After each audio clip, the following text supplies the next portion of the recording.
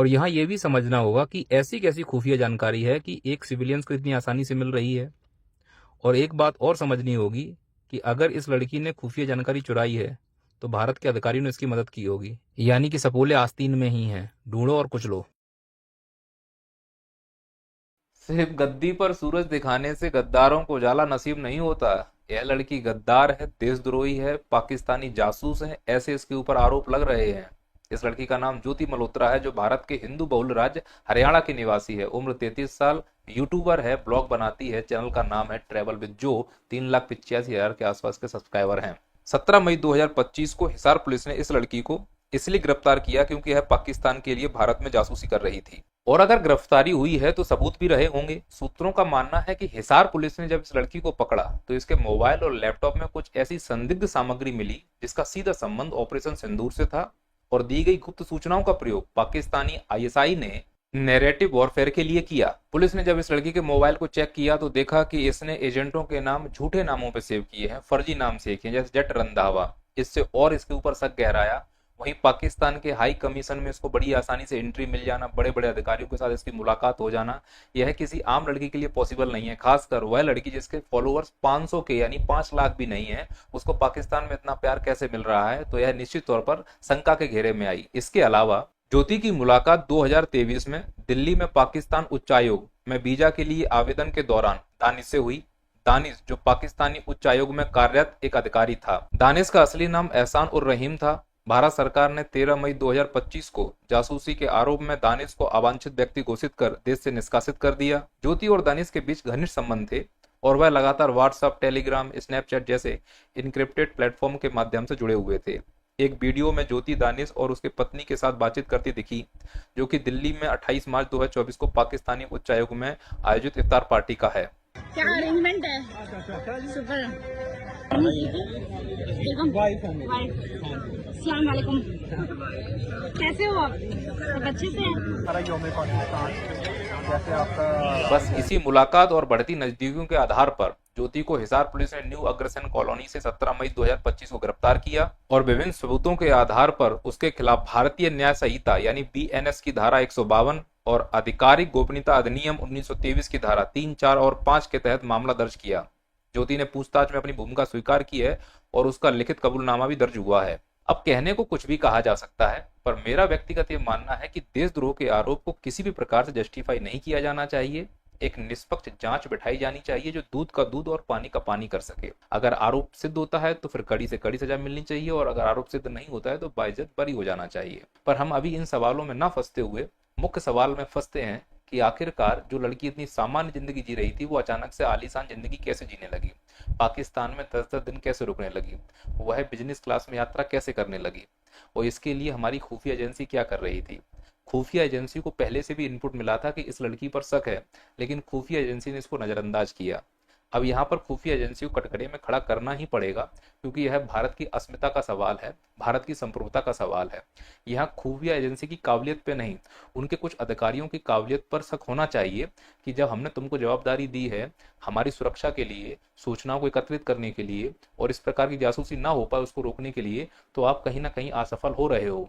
और इससे पहले भी इस लड़की के लिए एक जानकारी दी गई थी, जो इसका यूट्यूब चैनल है, एक कपिल जैन नाम के लड़के ने पहले से, यानी एक ट्विटर हैंडल है, एक्स हैंडल है, 10 मई 2024 को ये जानकारी दी थी कि इस लड़की का, जिसका उस समय यूट्यूब चैनल 1,76,000 के आसपास रहा होगा, जो कि अब लगभग 3.5 लाख से भी ज़्यादा हो गया है, तब उसने कहा था कि 10-10 दिन वहाँ पाकिस्तान में रुक रही है, इसके ऊपर नज़र रखी जानी चाहिए थी, लेकिन इंटेलिजेंस ने इस प्रकार के नज़रों को नज़रअंदाज कर दिया है। तो इंटेलिजेंस की कहीं ना कहीं यहाँ कमी तो दिख रही है, उसके ऊपर हमें प्रश्न तो उठाना होगा। अब उसके ऊपर प्रश्न उठाने का मतलब नहीं है कि हम देशद्रोही हो गए। जो सच्चा देशभक्त होगा वो अपने शासन, प्रशासन और कार्य प्रणाली से प्रश्न पूछेगा। हम प्रश्न तब नहीं पूछेंगे जब सब सही चल रहा हो। अगर कुछ गड़बड़ी होती है तो प्रश्न पूछना बनता है। कहीं ऐसा ना हो कि हम असली प्रश्न को भटक जाएं और इस प्रकार की अफवाहों में फंस जाएं। जो गुनहगार है उनको सजा मिलेगी, हमारा कानून मजबूत है, लेकिन असली गुनहगारों को भी हमें ढूंढना होगा कि आखिरकार ये चूक हुई तो हुई कैसे, स्थानीय स्तर पर प्रशासन क्या कर रहा था। मेरा ये मानना है कि चूक नहीं हुई है, मुखबरियों की हिम्मत बढ़ गई। उन्हें मालूम है कि भारत में रहकर अगर पाकिस्तान के लिए मुखबरी करते हैं तो बहुत बड़ी सजा का कोई प्रावधान नहीं है। उदाहरण के लिए डीआरडीओ का ये साइंटिस्ट प्रदीप, बताओ क्या सजा मिल गई इसको। DRDO का डेटा इसने पाकिस्तान को दे दिया, कोई सजा हुई? बहुत बड़ी नहीं हुई, 4-5 दिन हो अल्लाह हुआ, सब भूल गए। अरे वो तो छोड़ो, ये बीजेपी IT सेल का ध्रुव, इसके ऊपर क्या कार्रवाई हो गई? इसके ऊपर आरोप है ना, आरोप सिद्ध भी हुआ है कि इसने भारत के डेटा को पाकिस्तान में लीक किया, लेकिन बड़े बड़े राजनेताओं के साथ ये मंच शेयर करते हुए देखा गया। इसके ऊपर कोई कार्रवाई नहीं हुई। जब इसके ऊपर कोई कार्रवाई नहीं होगी तो जो मुखबरी होंगे उनकी हिम्मत बढ़ेगी, और ऐसे मुखबरियों की हिम्मत बढ़ रही है कि मालूम है 4-5 दिन वो अल्लाह होगा, फिर भूल जाएंगे, और फिर हम बाद में दोष मढ़ देंगे इंटेलिजेंस के ऊपर कि भाई इंटेलिजेंस का फेल्यूर हुआ है। और एक हिसाब से देखा जाए तो स्थानीय निकाय और सरकारें भी बेचारी क्या कर लें। कभी कभी लगता है कि हम लोग इंटेलिजेंस और इंटेलिजेंस अधिकारियों को फालतू में कोसते हैं। वो बेचारे किसके मन में घुस के देख लें कि तुम पाकिस्तानी हो या हिंदुस्तानी हो। 1 अरब 40 करोड़ की जनसंख्या में कहाँ तक इंटरनल सिक्योरिटी दी जाए, कहाँ तक इंटेलिजेंस की प्रणाली को मजबूत किया जाए, क्योंकि हर घर में अगर आस्तीन का सांप होगा तो बेचारे इंटेलिजेंस वाले क्या कर लेंगे। अब ज्योति मल्होत्रा जैसे लोग अगर घर में बैठे हुए हैं तो इंटेलिजेंस फेल्यूर होना तो तय ही है। ये ज्योति मल्होत्रा जैसे लोग जो तिलक लगा के, भगवा लगाकर और राम राम हिंदू हिंदू करके घूम रहे हैं, क्योंकि इस देश में देशभक्त बनने की परिभाषा बहुत सरल कर दी गई है। भगवा पहन लो, तिलक लगा लो और जय माता दी, भारत माता की जय बोल दो, तुम हो गए देशभक्त। तो इस प्रकार से नकली चोला ओढ़कर पाकिस्तान के लिए जासूसी की जा सकती है। बाकी इंटेलिजेंस से मैं इतना कहना चाहता हूं कि इस प्रकार के यूट्यूबर जो पाकिस्तान के साथ ज्यादा इन्वॉल्व हैं उन पर एक बार नजर रखी जाए। जैसे कई सारे एक्स हैंडल पर यूजर्स ये कह रहे हैं कि कुछ यूट्यूब चैनल ऐसे हैं जो पाकिस्तान के लिए ब्लॉग बना रहे हैं, उन पर निश्चित रूप से नजर होनी चाहिए। 1-2 के नाम जो मुझे सजेस्ट किए गए मैं बताना चाहता हूं। मैं उनके ऊपर कोई आरोप नहीं लगा रहा हूं, ना ही मेरे द्वारा उनको कोई बदनाम करने का प्रयास किया जा रहा है।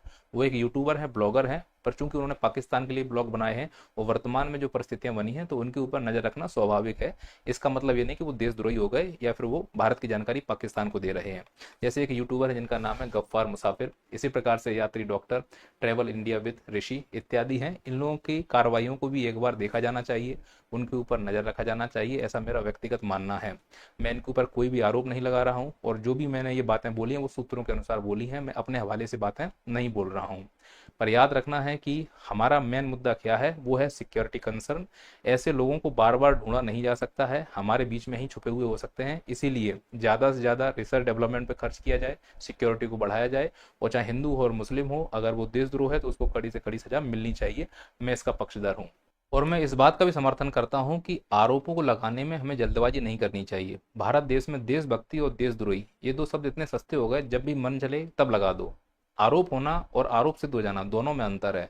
देश का इतिहास भी कुछ इस प्रकार से रहा है। याद है आपको, मुलायम सिंह के ऊपर आरोप लगे थे कि उन्होंने कार सेवकों पर गोलियां चलवाई थी, और यह आरोप बीजेपी की सरकार ने लगाया था, और बीजेपी की सरकार में इनको अभी पद्म विभूषण दिया गया। या तो तब आरोप गलत थे या फिर अभी ये गलत हो रहा है। इसीलिए आरोप लगाना और फिर उसको पलट जाना, दोनों अलग अलग बातें हैं। इसी प्रकार से बिल्किस बानो केस याद है, इन 11 लोगों को बलात्कार का आरोपी सिद्ध हुआ था, फिर बाद में इनको छोड़ दिया गया। तो या तो तब गलत था या फिर अब गलत है। इसी प्रकार से 2G स्पेक्ट्रम अब क्लीन चिट दे दी गई है, कॉमनवेल्थ अब क्लीन चिट दे दी गई है। मैं यहाँ कहना चाह रहा हूँ कि जब तक आरोप सिद्ध ना हो तब तक हमारा ये प्रयास रहना चाहिए कि हम अपने शब्दों की मर्यादा रखें और अफवाहों से बचें। हाँ, अगर सरकार का अधिकारी आकर इस प्रकार शब्दों का प्रयोग करे कि सामने वाला बंदा या सामने वाली बंदी देशद्रोही है, तो उसको निश्चित तौर पर देशद्रोही माना जाएगा और उसको कड़ी सजा दी जाएगी। पर अभी न्यूज के आधार पर, अफवाहों के आधार पर सीधा हम बोल दें कि देशद्रोही है, तो मुझे लगता है ये गलत है। और भारत का इतिहास ऐसा रहा है कि जो भी किसी को आरोप लगे हैं, बाद में वो आरोप निरस्त हो गए हैं। और वर्तमान में तो आप देख ही रहे हो, भ्रष्टाचार का आरोप है, निरस्त हो गए, बलात्कार का आरोप है, निरस्त हो गए, बल्ला मारने का आरोप है, निरस्त हो गए। किसी प्रकार का कोई भी आरोप है, निरस्त हो जाता है। इसलिए आरोप लगाना आसान है, पर उस आरोप के दाग से बाहर निकलना बड़ा मुश्किल है।